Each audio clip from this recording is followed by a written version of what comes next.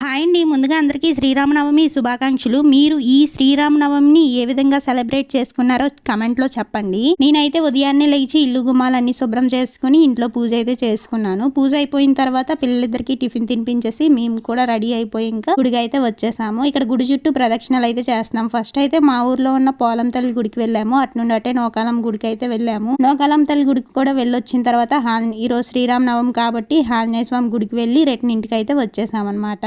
ఇంటికి వచ్చేసరికి 11 అయిపోయింది. ఇంట్లోనే టిఫిన్ ప్రిపేర్ చేస్తాను కాబట్టి నేను మా బావ అయితే ఇంట్లో టిఫిన్ చేసాము. ఇంకా టిఫిన్ అయిన తర్వాత కాసేపు అలా రిలాక్స్ అయ్యి వంట పనులు కూడా స్టార్ట్ చేశాను. ఈ రోజు వంట అయితే మష్రూమ్ క్యాప్సికమ్ కర్రీ వండాను. అలాగే స్వీట్ కార్న్ బిర్యానీ కూడా చేశాను. రెండు కూడా టేస్ట్ బాగా వచ్చాయి. ఇంకా వంట అయిపోగానే పిల్లలు డ్రెస్సులు చేంజ్ చేసి వాళ్ళకైతే కొంచెం కొంచెం బిర్యానీ అలాగే మష్రూమ్స్ వేసి ఇచ్చాను. వాళ్ళు తింటూ ఉన్నారు. సూపర్ గా ఉందని చెప్తున్నారు. వీడియో నచ్చితే ఒక లైక్ చేసి అలాగే మరిన్ని ఇలాంటి వీడియోస్ కోసం మన ఛానల్ ని సబ్స్క్రైబ్ చేసి ఫాలో అవ్వడం అయితే అస్సలు మర్చిపోవద్దు. Thank you for watching. By by.